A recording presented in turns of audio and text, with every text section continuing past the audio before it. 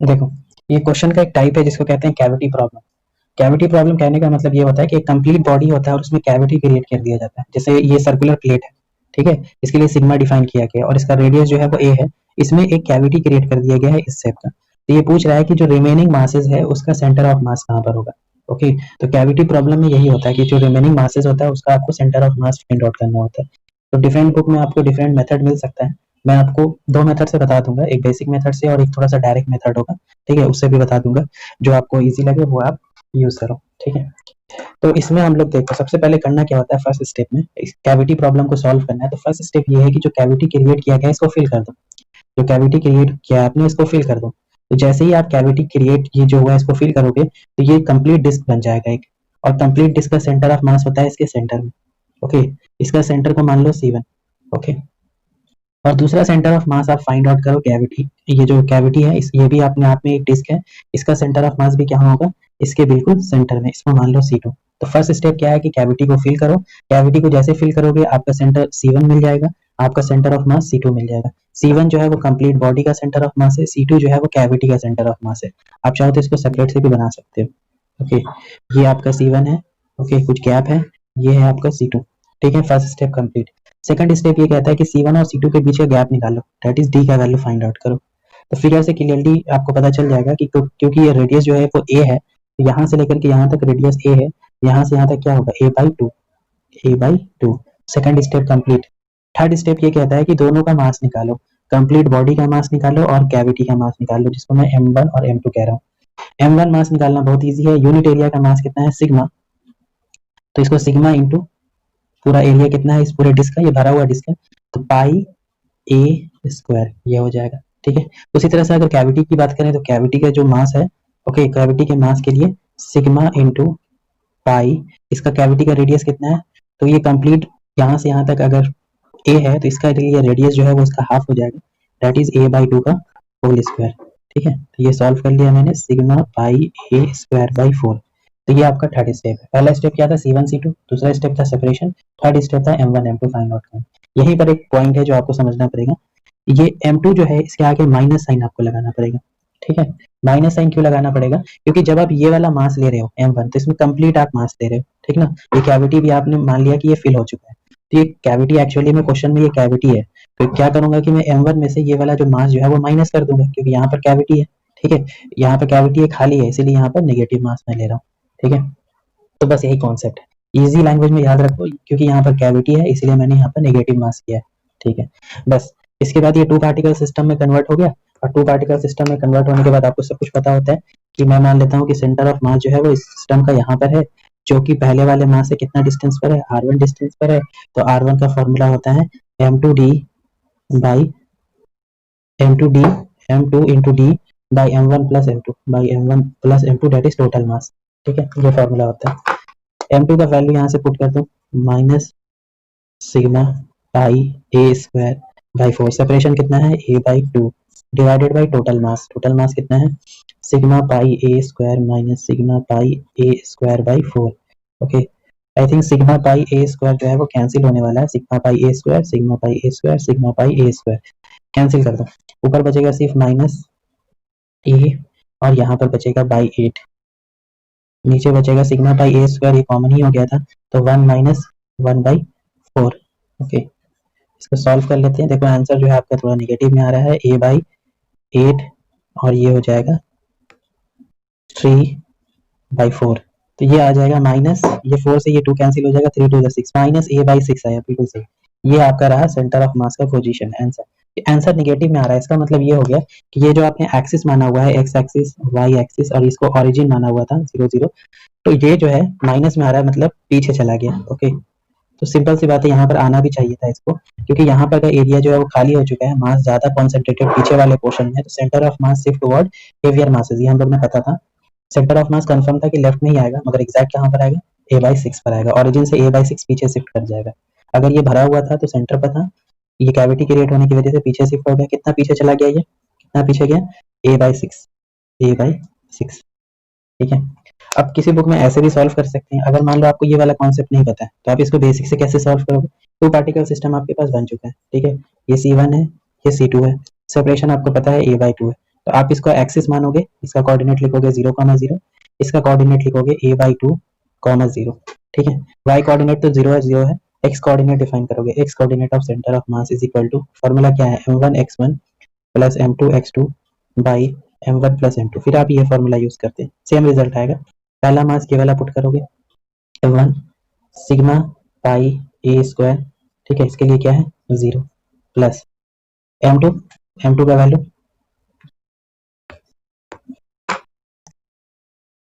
Value क्या है, minus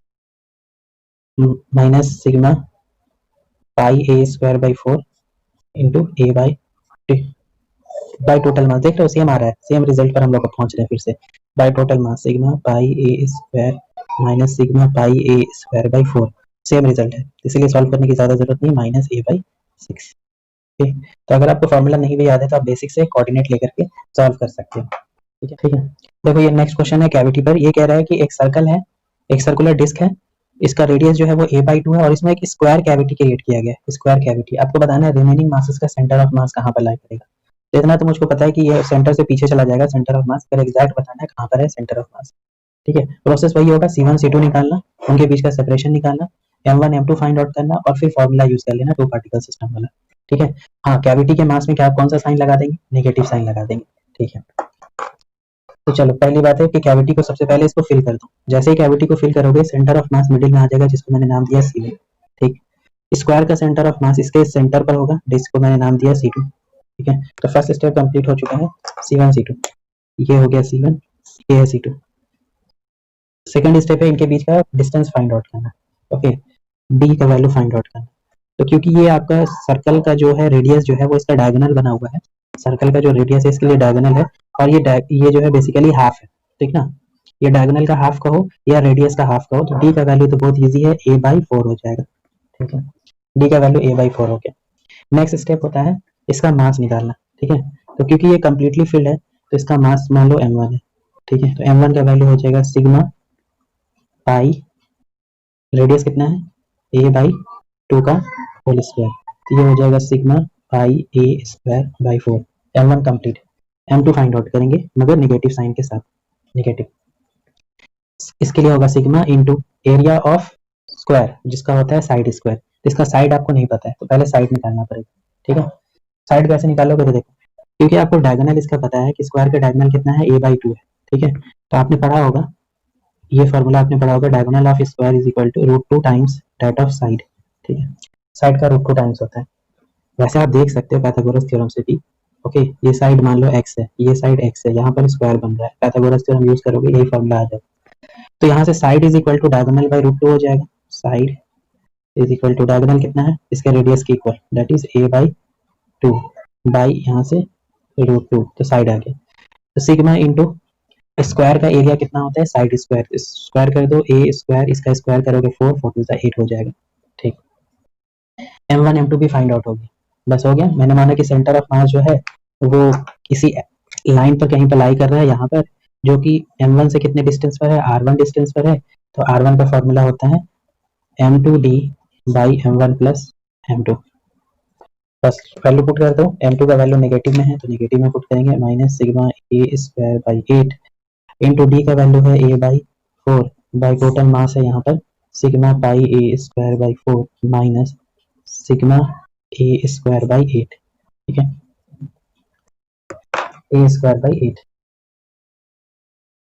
इसमें जो कॉमन हो रहा है वो सिग्मा a स्क्वायर जो है वो कॉमन हो रहा है, वो कॉमन करके कैंसिल कर देता हूँ, यहाँ पर बच जाएगा आपका माइनस, ओके, आई थिंक 4 भी कॉमन हो रहा है, सिग्मा a स्क्वायर बाई 4 भी कॉमन कर लो, तो फिर यहाँ बच जाएगा आपका minus a/8 divided by sigma pi a square by 4 तो कॉमन था, कैंसिल हो गया, 1 माइनस, सॉरी यहाँ पाई बच जाएगा, पाई, ओके, पाई माइनस यहाँ बच जाएगा 1/2, ये हो गया सॉल्व। बस थोड़ा सा और सॉल्व कर लेते हैं इसको, minus a/8 divided by 2 pi minus 1/2, ये 2 से ये कैंसिल हो जाएगा, minus a/4 2 pi minus 1 is the answer. मतलब फिर से माइनस में आ रहा है, इसका मतलब ऑरिजिन से पीछे चला गया, ये आपका ऑरिजिन है, यहाँ पर पीछे शिफ्ट हो गया सेंटर ऑफ मास। ये नेक्स्ट क्वेश्चन है आपके कैविटी का। इसमें एक डिस्क को इस तरह से कट किया गया है कि जो रिमेनिंग पोर्शन है उसका रेडियस जो आपको दिया हुआ है a रेडियस है और b रेडियस है, इस जो रिमेनिंग पोर्शन का जो प्लेट बना है इसका आपको centre of mass find out करना है, ठीक है। तो ये देखने में कैविटी क्वेश्चन है। अगर आप देखोगे तो यहाँ पर जो कैविटी क्रिएट किया गया है ये पूरा डिस्क था जिसका रेडियस बी था, उसमें ए रेडियस का जो डिस्क का कैविटी क्रिएट कर दिया गया, तो ये भी अपने आप में एक कैविटी का प्रॉब्लम है, ठीक ठीक है। तो फर्स्ट स्टेप क्या होता है कि कैविटी को फिल कर देना। तो जैसे ही आप कैविटी को फिल करोगे, ठीक ना, तो इसका centre of mass C1 define कर लेंगे। जैसे ही मान लो ये कैविटी जो है वो फिल हो चुका है, तो जब कैविटी फिल होगा तो ये कंप्लीट डिस्क बन जाएगा, और डिस्क का जो सेंटर ऑफ मास होता है वो बेस से कितने हाइट ऊपर होता है, यहाँ से बेस से जो है, बेस से कुछ हाइट ऊपर होता है जिसको हम लोग कहते हैं 4r/3 हाइट ऊपर होता है, ओके। ये मान लो आपका C1 है, तो यहाँ पे मैं लिख देता हूँ, ये रहा आपका C1, ठीक है। कितना हाइट होता है बेस से, ये आपका बेस है, कि मैं सेपरेट से बना रहा हूँ ताकि आपको कंफ्यूजन ना हो, ये हाइट है, ठीक है। यहाँ पे थोड़ा स्पेस कम है, यहाँ पे C1 मैंने मान लिया 4r, इसका रेडियस कितना है b/3 पाई, 4r/3 पाई, ठीक है। ये हो गया कंप्लीट डिस्क का centre of mass cavity fill करने के बाद, ठीक। अब कैविटी का सेंटर ऑफ मास जिसका रेडियस क्या है a है, जिसका रेडियस a है, तो इसका सेंटर ऑफ मास इसके भी बेस से थोड़ा ऊपर होगा, ठीक ना। यहाँ पर मान लो होगा ये C2, कितना ऊपर है, इसको कहते हैं 4, इसका रेडियस कितना है a, 4a/3 पाई, 4a/3 पाई। तो इस तरह से आपने C1 C2 जो है वो फाइंड आउट कर लिया है, ठीक। अब इसके बाद क्या फाइंड आउट करना है, चाहे तो इनके बीच का सेपरेशन फाइंड आउट कर लो, या मैं आपको रिकमेंड करूंगा कि क्योंकि आपको आंसर जो है यहाँ से बताना है 0,0, दैट इज ऑरिजिन से आपको बताना है कितने हाइट ऊपर है रिमेनिंग पोर्शन का सेंटर ऑफ मास, तो मैं आपको रिकमेंड करूंगा कि आप इसको बेसिक से बना लो। तो इसका कोऑर्डिनेट हो जाएगा C2 का जो कोऑर्डिनेट हो जाएगा, x कोऑर्डिनेट 0 हो जाएगा, y कोऑर्डिनेट हो जाएगा 4a/3 पाई। उसी तरह से इसका जो कोऑर्डिनेट हो जाएगा, x कोऑर्डिनेट 0, y कोऑर्डिनेट हो जाएगा 4b/3 पाई, ठीक है। कोऑर्डिनेट लिख दिया। इसके बाद आपको फाइंड आउट करने का पड़ेगा इन दोनों का मास, m1 फाइंड आउट करना पड़ेगा और m2 फाइंड आउट करना पड़ेगा, ठीक है। क्योंकि ये प्लेट है तो इसके लिए सिग्मा डिफाइन होगा, और कंप्लीट के लिए क्या हो जाएगा, जिसका जो कंप्लीट एरिया होता है वो होता है πr²/2, तो πb²/2, तो सॉल्व हो गया। इसी तरह से m2 सॉल्व करेंगे, दैट इज कैविटी का मास, ध्यान रखना माइनस साइन मिस मत करना, माइनस सिग्मा, इसका रेडियस हो जाएगा, इसका रेडियस a है तो πa²/2। तो m1 m2 c1 c2 और दोनों पॉइंट का कोऑर्डिनेट आपने लिख लिया है। दोनों का x कोऑर्डिनेट तो 0 आ रहा है, y coordinate of centre of mass define करेंगे। y coordinate of centre of मास का फॉर्मूला है m1 x1, मतलब m1, और इसके लिए x1 कितना है 4b/3 pi plus m2 into x2 4a/3 pi divided by total mass m1 plus m2 यहाँ लिख देता हूँ sigma pi b²/2 minus sigma pi a²/2, okay. m1 का वैल्यू अगर आप पुट करोगे, m1 का value sigma pi b²/2, sigma pi b²/2, और यहाँ पर 4b/3 पाई माइनस m2 का वैल्यू है माइनस में सिग्मा पाई a²/2 4a/3 पाई, अब divided by sigma pi by 2 common हो जाएगा, यहाँ बचेगा b² माइनस a², ओके। तो नीचे वाला टर्म में यहाँ पर ऐसे लिख देते हैं sigma pi by 2 common b² minus a², ठीक है। अब देखो यहाँ पे ये टर्म कैंसिल होगा, sigma pi by 2, sigma pi by 2, sigma pi by 2, sigma pi by 2 cancel हो गया, सिर्फ यहाँ आपको बच जाएगा 4b³ by 3 pi, 4b³ by 3 pi minus यहाँ बच जाएगा 4a³ बाई 3 पाई,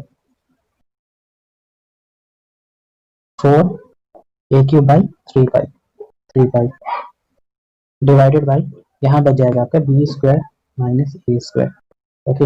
आप चाहो तो यहाँ पर 4/3 पाई भी कॉमन कर सकते हो, b³ minus a³ by b² minus a², okay. तो ये आपका ऑलमोस्ट यही आंसर है। तो ये नेक्स्ट क्वेश्चन टाइप है जिसको कहते हैं कॉम्बिनेशन प्रॉब्लम। इससे पहले आप कर रहे थे कैविटी प्रॉब्लम। कॉम्बिनेशन प्रॉब्लम में दो या दो से ज्यादा बॉडी जो है वो आपस में कॉम्बाइन होंगे और उस कंप्लीट सिस्टम का आपको centre of mass find out करना होगा। जैसे ये इस क्वेश्चन में आपको दो सर्कुलर डिस्क दिया हुआ है, एक के लिए सिग्मा डिफाइन है, दूसरे के लिए 2 टाइम्स ऑफ सिग्मा डिफाइन है, 2 सिग्मा डिफाइन है, दोनों के लिए रेडियस सेम है। आपको बताना है इस पूरे कॉम्बिनेशन का सेंटर ऑफ मास कहाँ पर है, ओके। इस पूरे सिस्टम का कॉम्बिनेशन का सेंटर ऑफ मास आपको फाइंड आउट करना है, ठीक है। अब देखो इसको सॉल्व करने का मेथड है, ठीक ना। मेथड में बेसिकली कुछ पॉइंट्स हैं, 4 स्टेप है, 4 स्टेप में ये क्वेश्चन सॉल्व हो जाता है, ठीक है। वो 4 स्टेप ये है कि सबसे पहले आपको करना क्या है कि इन दोनों बॉडी का आपको सेंटर ऑफ मास को आइडेंटिफाई करना है, ठीक है, पहला स्टेप। दूसरा स्टेप है कि उन दोनों सेंटर ऑफ मास के बीच का गैप फाइंड आउट करना है। थर्ड स्टेप इन दोनों बॉडी का मास फाइंड आउट करना होगा। और fourth step two particle system में जो हम लोग ने फॉर्मूला पढ़ा था R1 और R2 का, उसको अप्लाई करना और आपको आंसर मिल जाएगा, ठीक है। सबसे पहले क्वेश्चन के अकॉर्डिंग देखो, दो सर्कुलर डिस्क है, रेडियस सेम है मगर मास का डिस्ट्रीब्यूशन डिफरेंट है। इसमें सिग्मा है तो इसमें 2 सिग्मा है, मतलब समझ रहे हो, यूनिट एरिया का मास इसमें सिग्मा है तो इसमें यूनिट एरिया का मास जो है वो 2 टाइम्स ऑफ सिग्मा, मतलब ये वाला जो डिस्क है ना इसके कंपैरिजन में डबल है। मतलब ये अगर 1 केजी का डिस्क है तो ये 2 केजी का डिस्क है ओवरऑल।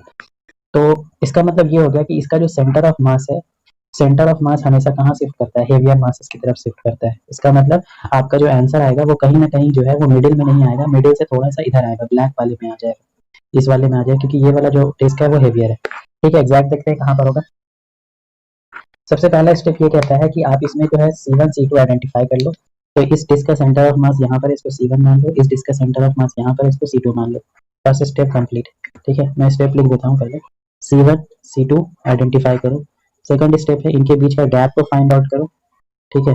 थर्ड स्टेप है M1 और M2 फाइंड आउट करना, क्वेश्चन में अगर मेंशन है तो अच्छी बात है। फोर्थ स्टेप है जो लास्ट स्टेप है, M1 M2 फाइंड आउट करने के बाद जो फॉर्मूला है R1, ओके, ये फॉर्मूला आप यूज करो। C1 C2 जो है आपने आइडेंटिफाई कर लिया है, इनके बीच का गैप निकालना है। गैप बहुत इजी, यहाँ से यहाँ तक रेडियस, यहाँ से यहाँ तक रेडियस, दैट इज 2r, ठीक है। थर्ड स्टेप इनका मास फाइंड आउट करो, M1 और M2, ठीक है। इसका मास हो जाएगा M2, इसको आप ऐसे लिखो, sigma into pi radius r square, okay. इसमें सिग्मा कितना है, 2 सिग्मा, M2 फाइंड आउट हो गया, 2 सिग्मा पाई r स्क्वायर। उसी तरह से आप M1 यहाँ पर फाइंड आउट करो, M1 is equal to sigma pi r square, ठीक है। आप चाहो तो इस फिगर को थोड़ा सिंपल फिगर में भी कन्वर्ट कर सकते हो, 2 पार्टिकल सिस्टम में। ये आपका C1 है, ये C2 है, C1 C2। इसमें D का जो सेपरेशन है वो 2r के इक्वल है, और इसमें जो M1 है और ये रहा M2, ठीक है। अब ये 2 पार्टिकल सिस्टम में कन्वर्ट हो चुका है, अब इजीली सॉल्व हो गया। इसका मान लो सेंटर ऑफ मास जो है वो यहाँ पर है, जो कि यहाँ से कितने डिस्टेंस पर है, R1 डिस्टेंस पर है, ओके। तो R1 का फॉर्मूला होता है, R1 इज इक्वल टू होता है M2D by M1 plus M2, M1 plus M2 value put करो, आंसर मिल गया। M2 का वैल्यू कितना है, 2 sigma pi r square, D का वैल्यू है 2r divided by total mass, M1 का वैल्यू है sigma pi r square plus यहाँ पर यह कितना हो जाएगा, 2 सिग्मा पाई r स्क्वायर, ये हो गया 2 sigma pi r cube, okay. वैसे यहाँ पर एक 2 भी है, डिवाइडेड बाई ये हो जाएगा 3 sigma pi r square. Sigma pi r square, sigma pi r square cancel हो गया, ठीक है। ऊपर में बचेगा सिर्फ 4r बाई 3, 4r बाई 3 मतलब 1.3 times of r। Centre of मास जो है वो यहाँ से 1.3 टाइम्स ऑफ r है, तो यहाँ तक r हो गया, r से थोड़ा सा ज्यादा यहाँ पर है सेंटर ऑफ मास, ओके। यहाँ से ये डिस्टेंस है 1.3 times of r,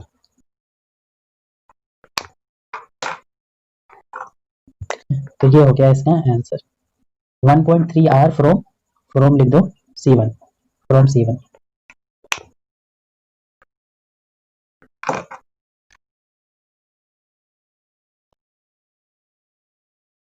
okay, next question में ये भी कॉम्बिनेशन का क्वेश्चन है। इसमें दो बॉडी है, एक ट्रायंगुलर प्लेट है और एक स्क्वायर प्लेट है, इन दोनों को कंबाइन कर दिया गया है। स्क्वायर प्लेट का जो साइड है वो 2a है और इस ट्रायंगल का जो हाइट है वो a है, और सिग्मा डिफाइन किया गया है दोनों ही के लिए, ओके। सिग्मा से हम लोग को पता चल गया कि ये ट्रायंगुलर प्लेट है और ये स्क्वायर प्लेट है, ठीक है। तो ये सिग्मा इसके लिए भी डिफाइन हो गया, ठीक। तो आपको बताना है कि इस पूरे कॉम्बिनेशन का सेंटर ऑफ मास कहाँ पर है, इस पूरे कॉम्बिनेशन का सेंटर ऑफ मास आपको आइडेंटिफाई करना है। चलो ठीक है, स्टार्ट करते हैं। वैसे ही स्टेप रिपीट करेंगे, C1 C2 M1 M2 D और फॉर्मूला, ओके। फोर्थ स्टेप है आंसर। फर्स्ट स्टेप है सेंटर ऑफ मास। तो स्क्वायर का centre of mass of course उसके मिडिल में होगा, बिल्कुल सेंटर पर होगा, उसके ज्योमेट्रिकल सेंटर पर होगा। और ट्रायंगल का सेंटर ऑफ मास जो होता है, लास्ट क्लास में बताया था, ट्रायंगल का होता है h/3 फ्रॉम बेस। अगर ये इसका बेस है तो बेस से h/3 हाइट ऊपर, यहाँ पर है इसका सेंटर ऑफ मास। इसको मान लो C1, इसको मान लो C2। First step complete, C1 C2, ठीक है। C1 C2 फाइंड आउट हो चुका है, ये है C2 और ये है C1। सेकंड स्टेप है इनके बीच का गैप निकालना D। तो देखो यहाँ से यहाँ तक तो सिंपल है कि A का हाफ हो जाएगा A, और यहाँ पर हो जाएगा h/3, हाइट का 1/3 पार्ट, इसका हाइट कितना है A है, ये हो जाएगा A/3। तो D का वैल्यू हो जाएगा A plus A/3, that is 4A/3, ये हो जाएगा 4A/3। सेकंड स्टेप भी कंप्लीट हो गया। थर्ड स्टेप है M1 और M2 निकालना है, ये M2 है और ये M1 है। ओके, M2 मतलब triangular plate. Triangular plate sigma into इसका एरिया होता है half into base into height. इसका बेस जो है, देखो इसका बेस जो है वो स्क्वायर का साइड ही है, ओके, दैट इज 2A, और इसका जो हाइट है according to question A given है, ये कैंसिल हो गया। Sigma a square is the mass, ठीक है। उसी तरह से M1 निकालना है, स्क्वायर का मास, तो सिग्मा इंटू इसका एरिया होता है side square, that is 2A का whole square, that is 4A square sigma. Last step, इसका सेंटर ऑफ मास मान लो कहीं यहाँ पर है, जो कि पहले C2 मास से जो है R1 डिस्टेंस पर है, तो R1 का वैल्यू होता है M2D, मतलब ये इस बार लिखोगे M1D by M1 plus M2। M1 का वैल्यू, इसका मास कितना है 4A स्क्वायर सिग्मा, और D का वैल्यू जो है वो 4A/3। यहाँ पर M1 प्लस M2 को ऐड करके लिखना है। M1 का वैल्यू जो है वो है 4A स्क्वायर सिग्मा, और M2 का जो वैल्यू है वो है सिग्मा A स्क्वायर। ये ओवरऑल सॉल्व कर लो, सिग्मा A स्क्वायर सब जगह कैंसिल हो जाएगा, ये हो जाएगा 16A स्क्वायर सिग्मा, एक A/3 divided by 5 sigma A square cancel हो जाएगा, आंसर आ जाएगा 16A/15 इज द आंसर। तो सेंटर ऑफ मास जो है वो स्क्वायर वाले प्लेट में लाई करेगा।